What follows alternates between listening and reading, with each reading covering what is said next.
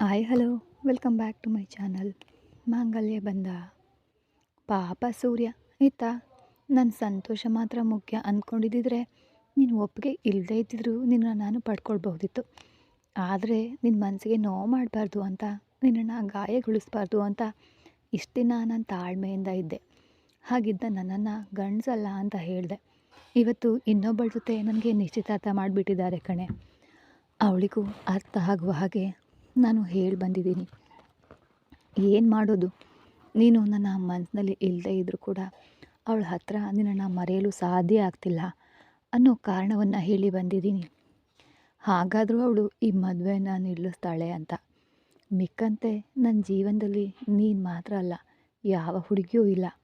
ಹುಡುಗಿಯರು ಅಂದರೆ ದ್ರೋಹಿಗಳು ಕಣೆ, ಸ್ವಾರ್ಥಿಗಳು ಅಂತ ಬೈದ್ಕೊಳ್ತಾ ನಿಂತಿದ್ದಾಗ ಆ ಸಿಲ್ವರ್ ಡಸ್ಟ್ಬಿನ್ನಲ್ಲಿ ಅವಳ ಫೋಟೋಗಳನ್ನೆಲ್ಲ ಕರ್ಕಲಾಗಿ ಈಗ ಈ ಬೆಂಕಿ ಆರಿತ್ತು. ಸರಿ, ಹಾಗೇ ಇದ್ದರೆ ಸರಿಯಾಗೋದಿಲ್ಲ ಅಂತ ಸ್ಟೇಷನ್ಗೆ ಹೊರಡೋಣ ಅಂದ್ಕೊಂಡವನು ಎದ್ದು ಈಗ ತನ್ನ ಯೂನಿಫಾರ್ಮ್ನ ಬದಲಾಯಿಸ್ಕೊಂಡು ಕೆಳಗಡೆ ಬಂದ ಸೂರ್ಯ. ಅವನು ಬಾಗಿಲಲ್ಲಿ ಬರೋದಕ್ಕೂ ನೀಲು ಕೂಡ ಬಂದು ಆಟೋಯಿಂದ ಬಾಗಿಲಿಗೆ ಬಂದು ನಿಲ್ಲೋದಕ್ಕೂ ಸರಿಯಾಗಿತ್ತು. ಆಟೋಗೆ ಹಣ ಕೊಟ್ಟು ಕಳುಹಿಸಿ ಈಗ ಅವಳು ಮನೆಗೆ ಬಂದಳು. ಅವಳನ್ನು ನೋಡಿದವನಿಗೆ ಮೈಯೆಲ್ಲ ಉರಿಯತೊಡಗಿತು. ಏನೇ, ಯಾವುದಕ್ಕೆ ಇಲ್ಲಿಗೆ ಬಂದಿದೀಯಾ? ನನಗೆ ನಿಶ್ಚಿತಾರ್ಥ ಆಗಿದೆ, ಅದನ್ನು ಹೇಗೆ ಕೆಡಿಸ್ಬೋದು ಅಂತ ಯೋಚಿಸಿ ಬಂದಿದೀಯಾ? ನೀನಲ್ಲ, ಯಾರು ಅಂದ್ಕೊಂಡ್ರೂ ಸಾಧ್ಯ ಇಲ್ಲ. ಇನ್ನು 6 ತಿಂಗಳಲ್ಲಿ ನನ್ನ ಮದುವೆ ನಡೀತಾ ಇದೆ. ಅದನ್ನು ನೋಡಿ ನೀನು ನೊಂದು ಸಾಯೆ ಅಂತ ಕೋಪದಿಂದ ಹೇಳ್ತಾ ಅವಳ ಹತ್ರ ಬಂದ ಸೂರ್ಯ. ಅವನ ಧ್ವನಿ ಕೇಳಿ ಮನೆಯೊಳಗಿಂದ ಬಂದ ಹೆಂಗಸರು, ಅವನ ಅಣ್ಣಂದಿರು, ಹಾಗೆ ಅಪ್ಪ ದೊಡ್ಡಪ್ಪ ಎಲ್ಲರೂ ಕೂಡ ನೀಲು ಬಂದಿರೋದನ್ನ ನೋಡಿ ಮತ್ತು ಸೂರ್ಯ ಕೋಪದಿಂದ ಮಾತಾಡೋದನ್ನು ನೋಡಿದಾಗಲೇ ಯಾರೂ ನಿರೀಕ್ಷಿಸದ ಸಮಯದಲ್ಲಿ ಅವನ ಕಾಲಿಗೆ ಬಿದ್ದಲು ನೀಲು. ಅವನು ಕೂಡ ನಿರೀಕ್ಷಿಸಿರಲಿಲ್ಲ. ಆಘಾತದಿಂದ ಸೂರ್ಯ ನೋಡ್ದ ನೀಲುಳನ್ನು. ನನ್ನನ್ನು ಕ್ಷಮಿಸ್ಬಿಡು ಮಾವ, ನಾನು ದೊಡ್ಡ ತಪ್ಪು ಮಾಡಿಬಿಟ್ಟೆ. ನನ್ನನ್ನು ಕ್ಷಮಿಸು ಮಾವ, ಪ್ಲೀಸ್. ನನ್ನನ್ನು ದ್ವೇಷಿಸಬೇಡ. ನಾನು ಮಾಡಿದ್ದು ತಪ್ಪು ನಿಜ. ಎಷ್ಟೋ ದಿನ ನೀನು ನನ್ನ ಬಳಿ ಕೇಳಿರಬಹುದು. ಒಂದೇ ಒಂದು ದಿನವೂ ಕೂಡ ನಾನು ನಿನ್ನ ಬಳಿ ಆ ಸತ್ಯವನ್ನು ನಾನು ಹೇಳಲಿಲ್ಲ. ಆದರೆ ಇವತ್ತು ನಾನು ಎಲ್ಲವನ್ನ ತಿಳ್ಕೊಂಡು ಜೀವನದಲ್ಲಿ ಸೋತು ನಿನ್ನ ಹುಡ್ಕೊಂಡು ಬಂದಿದ್ದೀನಿ ಮಾವ, ಪ್ಲೀಸ್ ನನ್ನನ್ನು ಕ್ಷಮಿಸ್ಬಿಡು ಅಂತ ಅವಳು ಕಣ್ಣೀರಿನಿಂದ ಅವನ ಕಾಲುಗಳನ್ನು ಒದ್ದೆ ಮಾಡಿದಾಗ ವೇಗವಾಗಿ ತನ್ನ ಕಾಲಿಂದ ಅವಳನ್ನು ದೂಡಿ 2 ಹೆಜ್ಜೆ ದೂರ ನಿಂತ. ನನ್ನನ್ನು ಗಂಡಸೇ ಅಲ್ಲ ಅಂತ ಹೇಳಿ ವಿಚ್ಛೇದನ ಪಡೆದು ಈಗ ಯಾವ ಮುಖ ಇಟ್ಕೊಂಡು ನನ್ನ ಕಾಲಿಗೆ ಬಿದ್ದು ಅಳ್ತಾ ಇದೀಯಾ ಅಂತ ಕೋಪದಿಂದ ಅವನು ಕೇಳ್ದ. ಮಾವ ಪ್ಲೀಸ್ ಕೋಪಗೊಳ್ಬೇಡ, ನಾನು ಹೇಳೋದನ್ನು ಕೇಳು ಅಂತ ಹೇಳುವಾಗಲೇ ಅಲ್ಲಿಗೆ ಬಂದು ಅವಳ ತಲೆ ಕೂದಲನ್ನು ಗಟ್ಟಿಯಾಗಿ ಹಿಡಿದು ಮೇಲೆ ಕೆತ್ತಿದ್ದಳು. ಸೂರ್ಯನ ತಾಯಿ ಮತ್ತೊಂದು ಕೈಯಿಂದ ಅವಳ ಕೆನ್ನೆಗೆ ಪಟಾರ ಅಂತ ಹೊಡೆದ್ಲು. ಯಾಕೆ ಇಲ್ಲಿಗೆ ಬಂದಿದೀಯಾ? ನನ್ನ ಮಗಳ ಜೀವನವನ್ನು ನೀನು ಹಾಳು ಮಾಡಿದ್ದು ಸಾಲದ? ಇದಕ್ಕೂ ಮೇಲೂ ಅವನು ಕಷ್ಟಪಡಬೇಕಾ?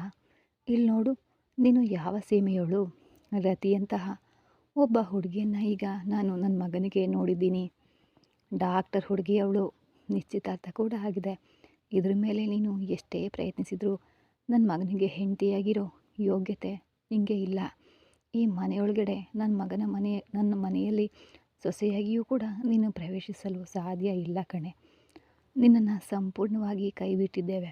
ನನ್ನ ಮಗಳು ಅಳಿಯ ಒಳಗೆ ಬರ್ತಿರೋ ಹೊರತು ನೀನು ಜೀವಮಾನಕ್ಕೂ ಈ ಮನೆಯ ಹೊಸ್ತಿಲನ್ನು ತುಳಿಬಾರ್ದು. ತೊಲಗೆ ಹೊರಗೆ ಅಂತ ಅವಳ ಕೂದಲು ಹಿಡಿದು ಎಳ್ಕೊಂಡು ಹೋಗಿ ಹೊರಗೆ ತಳ್ಳಿದಾಗ ಕೆಳಗೆ ಬಿದ್ದಲು ನೀಲು. ಆಗ ಅವನ ಮನಸ್ಸು ಚಡಪಡಿಸ್ತು. 2 ಹೆಜ್ಜೆ ಮುಂದಿಟ್ಟವನು ಮರಗಟ್ಟಿದವನಂತೆ ಇದ್ದಲ್ಲಿಯೇ ನಿಂತ್ಬಿಟ್ಟ. ಚಿಕ್ಕಮ್ಮ, ಏನು ಮಾಡ್ತಿದೀಯಾ? ಏನೇ ಆದರೂ ಅದು ನಮ್ಮ ಮನೆ ಮಗಳು. ಸೂರ್ಯನಿಗೂ ಆ ಹುಡುಗಿಗೆ ವಿಚ್ಛೇದನ ಆಗಿಬಿಟ್ರೂ ಕೂಡ ಅವಳು ಈಗ ನಿನ್ನ ಮೊಮ್ಮಗಳಲ್ಲ ಅಂತ ಹೇಳೋಕೆ ಆಗ್ಬಿಡ್ತಾ ಅಂತ ಮಹೇಶ್ ಕೇಳ್ದ. ಇಲ್ಲಿ ನೋಡು ಮಹೇಶ್, ಈ ಮನೆಯಲ್ಲಿ ಎಲ್ಲರಿಗೂ ಕೂಡ ಗೊತ್ತು ನನ್ನ ಮಗನ ಜೀವನವನ್ನು ಇವಳು ಯಾವ ಮಟ್ಟಿಗೆ ನಾಶ ಮಾಡಿದ್ದಾಳೆ ಅಂತ. ಇವತ್ತು ಅವನಿಗೆ ಒಂದು ಒಳ್ಳೆಯ ಸಂಬಂಧ ಸಿಕ್ಕಿದೆ ಅಂತ ಸಹಿಸಲಾರದೆ ಇಲ್ಲಿಗೆ ಬಂದು ಕಣ್ಣೀರು ಸುರಿಸಿ ನಾಟಕ ಆಡ್ತಿದ್ದಾಳೆ. ಇವಳನ್ನೆಲ್ಲ ನಂಬಲು ಸಾಧ್ಯ ಇಲ್ಲ ಅಂತ ಹೇಳ್ದವನು, ಇಲ್ಲಿ ನೋಡೆ, ಇನ್ನು 5 ನಿಮಿಷ ಇಲ್ಲೇ ಇದ್ದರೆ ನಿನ್ನ ಜುಟ್ಟನ್ನು ಪೂರ್ತಿಯಾಗಿ ಕತ್ತರಿಸಿ ಆಮೇಲೆ ನಿನ್ನನ್ನು ಹೊರಗೆ ಬಿಟ್ಬಿಡ್ತೇನೆ ಅಂತ ಉಗ್ರವಾಗಿ ಅವಳ ಅಜ್ಜಿ ಮಾತನಾಡಿದಾಗ ನೀಲುಗೆ ಅಳು ಮಾತ್ರ ಬಂತು. ಆಗಲೂ ಕೂಡ ತನ್ನ ಗಂಡನನ್ನು ಬಿಟ್ಟು ಹೋಗಲು ಮನಸ್ಸಿಲ್ಲದೆ ಹಾಗೆಯೇ ಕೆಳಗಡೆ ಬಿದ್ದಂತೇನೆ, ನಾನು ಗರ್ಭಿಣಿ ಮಾವ ಅಂತ ತನ್ನ ಮುಖವನ್ನು ಮುಚ್ಚಿಕೊಂಡು ಅತ್ಲು ನೀಲು. ಸಂತೋಷವಾಗಿ ಒಪ್ಪಿಕೊಳ್ಬೇಕಾದ ವಿಷಯ ಕೂಡ ಪಾಪ ಇಂದು ಆ ಮನೆಯಲ್ಲಿರುವ ಎಲ್ಲರಿಗೂ ಆಘಾತಕಾರಿಯಾಗಿತ್ತು. ಅವಳು ಏನು ಹೇಳ್ತಾ ಇದ್ದಾಳೆ ಅಂತ ಸೂರ್ಯನಿಗೆ ಅರ್ಥನೇ ಆಗಲಿಲ್ಲ. ಅವಳು ಸರಿಯಾಗಿ ಹೇಳ್ತಿದ್ದಾಳೆಯೇ ಇಲ್ಲ ನನಗೆ ಹಾಗೆ ಅನ್ನಿಸ್ತಿದ್ಯಾ ಅಂತ ಯೋಚಿಸಿದವನು ಸೂರ್ಯ ಈಗ ಹೊರಗೆ ಹೋಗಿ ಕೆಳಗಡೆ ಬಿದ್ದಿದ್ದವಳ ಕೈನ ಹಿಡಿದು ಮೇಲೆ ಕೆತ್ತಿದ. ಈಗ ಏನು ಹೇಳ್ತಿದೆ, ಏನು ಹೇಳ್ದೆ ನೀನು ಅಂತ ತಗ್ಗಿದ ಧ್ವನಿಯಲ್ಲಿ ಕೇಳಿದನು ಸೂರ್ಯ.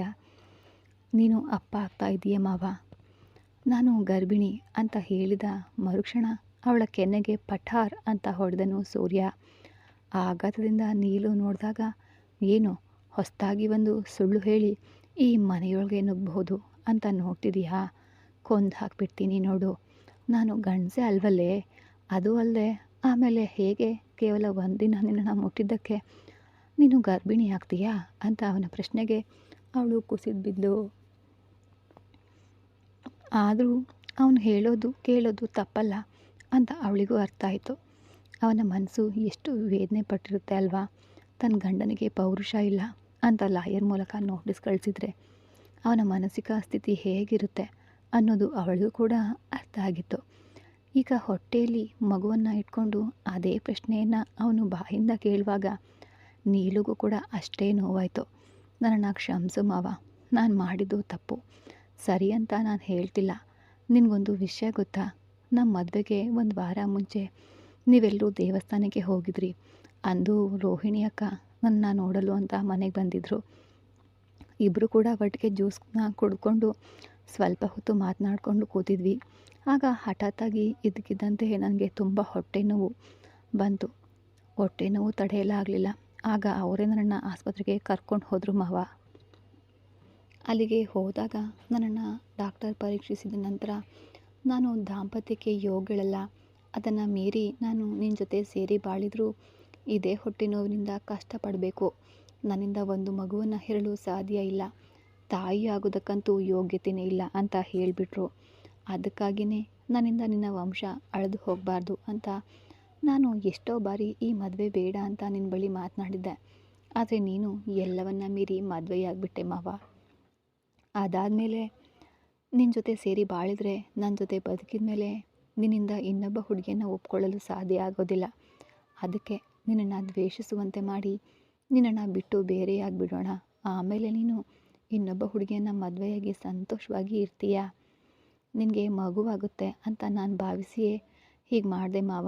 ಇದನ್ನೆಲ್ಲ ಮಾಡಲು ಕಾರಣ ಇದೆ ಮಾವ. ಆದರೆ ಇವತ್ತು ನಾನು ಗರ್ಭಿಣಿಯಾಗಿದ್ದೀನಿ. ನೀನು ನಂಬದೇ ಇದ್ದರೂ ನನ್ನ ಬಳಿ ಪ್ರೆಗ್ನೆನ್ಸಿ ಕಾರ್ಡ್ ಇದೆ ಅಂತ ವೇಗವಾಗಿ ಅವಳ ಕೈಯಲ್ಲಿದ್ದ ತನ್ನ ಕೈಯನ್ನು ಬಿಡಿಸ್ಕೊಂಡು ಬ್ಯಾಗ್ನಲ್ಲಿದ್ದ ಪ್ರೆಗ್ನೆನ್ಸಿ ಕಾರ್ಡನ್ನ ತೆಗೆದು ಅವನಿಗೆ ಕೊಟ್ಟಳು.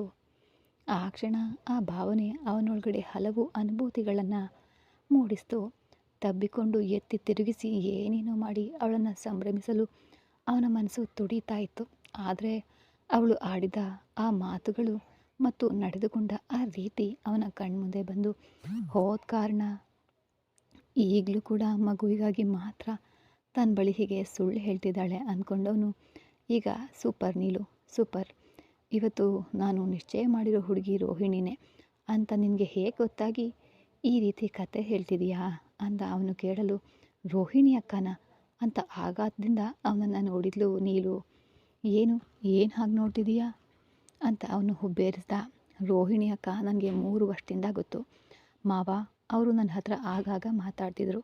ಇವತ್ತು ನೀವು ಅವರನ್ನು ನಿಶ್ಚಯ ಮಾಡಿದ್ದೀರಾ ಅಂತ ನನಗೆ ಗೊತ್ತಾಗಿರಲಿಲ್ಲ ಮಾವ. ಆದರೆ ಅವತ್ತು ನನ್ನನ್ನು ಆಸ್ಪತ್ರೆಗೆ ಕರ್ಕೊಂಡು ಹೋಗಿದ್ದು ಅವರೇ. ಬೇಕಾದರೆ ಅವರನ್ನೇ ಕೇಳಿ ನೋಡಿ, ಅವರೇ ಹೇಳ್ತಾರೆ ಅಂದ್ಲು. ಅವರೇ ನನ್ನ ಹತ್ರ ಹೇಳಿದ್ದು, ನಿನಗೆ ಈ ಸಮಸ್ಯೆ ಇದ್ದರೆ ಖಂಡಿತ ನಿನ್ನ ಮಾವನಿಗೆ ನಿನ್ನಿಂದ ಮಗು ಹೆತ್ಕೊಡೋಕ್ಕೆ ಆಗಲ್ಲ, ಮದುವೆ ನಿಲ್ಲಿಸ್ಬಿಡು ಅಂತ ಹೇಳಿದರು. ನಾನು ಕೂಡ ಪ್ರಯತ್ನ ಪಟ್ಟೆ, ಆದರೆ ಆಗಲಿಲ್ಲ. ಆವತ್ತು ನಮಗೆ ಫಸ್ಟ್ ನೈಟ್ ಏರ್ಪಾಡು ಮಾಡಿದ್ರಲ್ವ, ಅದಕ್ಕೂ ಸ್ವಲ್ಪ ಮುಂಚೆನೇ ನನಗೆ ಫೋನ್ ಮಾಡಿದರು. ನಿನ್ನ ಮಾವನಿಂದ ಸ್ವಲ್ಪ ದಿನ ದೂರ ಇರೋ, ಡೈವರ್ಸ್ ತಗೊಂಡು ನಿನ್ನ ಮಾವನಿಗೆ ಬೇರೆ ಮದುವೆ ಮಾಡಿಸ್ಬಹುದು ಅಂತ ಅವರೇ ನನಗೆ ಹೇಳಿದ್ದು ಅಂತ ನೀಲು ಮಗುವಿನಂತೆ ಅವಳು ಹೇಳ್ಕೊಳ್ತಿದ್ದಾಗ, ಬಾಯಿ ಮುಚ್ಚೆ, ಇದಕ್ಕೂ ಮೇಲೆ ಒಂದು ಮಾತು ಆಡಿದರೆ ನಿನ್ನನ್ನು ಕೊಂದುಬಿಡ್ತೀನಿ ಅಂತ ಬೆರಳು ತೋರಿಸಿ ಎಚ್ಚರಿಸಿದ ಸೂರ್ಯ. ಅವನ ಕೋಪಕ್ಕೆ ಬಾಯಿ ಕಟ್ಟಿ ನಿಂತಳು ನೀಲು. ಅಷ್ಟರಲ್ಲಿ ಅವಳು ಇಲ್ಲಿಗೆ ಬಂದ ವಿಷಯ ತಿಳಿದು ನೀಲುನ ಅಮ್ಮ ಮತ್ತು ಅಪ್ಪ ಬಂದು ಸೇರಿದರು. ಸುರೇಶ್ ಫೋನ್ ಮಾಡಿ ವಿಷಯ ತಿಳಿಸಿದ ಕಾರಣ ಸಾಮ್ರಾಟ್ ಮತ್ತು ರಾಶಿಕಾ ಇಬ್ಬರು ಕೂಡ ತೋಟದಿಂದ ಹೊರಟರು. ಸರಿ ಮಾವ, ನಿನಗೆ ನಂಬಿಕೆ ಇಲ್ಲದೇ ಇದ್ದರೆ ಆ ಡಾಕ್ಟರ್ ಹತ್ರನೇ ಬಂದು ಕೇಳು ಅಂತ ಅವಳು ಹೇಳಿದ್ದಕ್ಕೆ, ಸತ್ಯವಾಗಲೂ ನಿನ್ನ ಮೇಲೆ ನನಗೆ ನಂಬಿಕೆ ಇಲ್ಲ ನೀಲು. ಈಗಲೂ ಹೊಟ್ಟೆಯಲ್ಲಿ ಒಂದು ಮಗು ಬಂದಿರೋದ್ರಿಂದ ನಿನ್ನ ಭವಿಷ್ಯದ ಬಗ್ಗೆ ನಿನಗೆ ಭಯ. ಗಂಡ ಇಲ್ಲದೆ ಮಗು ಹೆತ್ತರೆ ಕಷ್ಟಪಡಬೇಕು ಅನ್ನೋ ಭಯ ನಿನಗೆ. ಅದಕ್ಕೇ ಇಲ್ಲದ ಕಥೆಯನ್ನೆಲ್ಲ ಇಲ್ಲಿ ಬಂದು ಹೇಳ್ತಿದೀಯ. ಸರಿ, ನಾನು ಒಬ್ಬ ಪೊಲೀಸ್ ತಾನೇ, ಆಧಾರ್ ಸಮೇತಾನೇ ತಿಳ್ಕೊತೀನಿ ಅಂದವನು ಅವಳ ಕೈ ಹಿಡಿದು ಎಳ್ಕೊಂಡು ಹೋಗಿ ಬೈಕ್ ಬಳಿ ಅವಳ ಕೈ ಬಿಟ್ಟ. ಬೈಕ್ ಹತ್ತಿ ಸ್ಟಾರ್ಟ್ ಮಾಡಿಬಿಟ್ಟು ಬೈಕ್ ಹತ್ತು ಅಂದ ಬಿಗಿಯಾದ ಧ್ವನಿಯಲ್ಲಿ. ಲೇ ಸೂರ್ಯ, ಎಲ್ಲಿಗೆ ಹೋಗ್ತಾ ಇದೀಯಾ ಅಂತ ವೇಗವಾಗಿ ಅವನ ಅಮ್ಮ ಕೇಳಲು, ಆ ಆಸ್ಪತ್ರೆಗೆ ಹೋಗ್ತಾ ಇದ್ದೀನಿ. ಇವಳ ಕಳ್ಳತನವನ್ನು ಸ್ಪಷ್ಟವಾಗಿ ಕಂಡು ಹಿಡ್ಕೊಂಡು ಬರ್ತೀನಿ. ಅಲ್ಲಿವರೆಗೆ ಯಾರು ನನ್ನ ಹಿಂದೆ ಬರಬೇಡಿ ಅಂತ ಹೇಳಿ ಹೊರಟನು ಸೂರ್ಯ.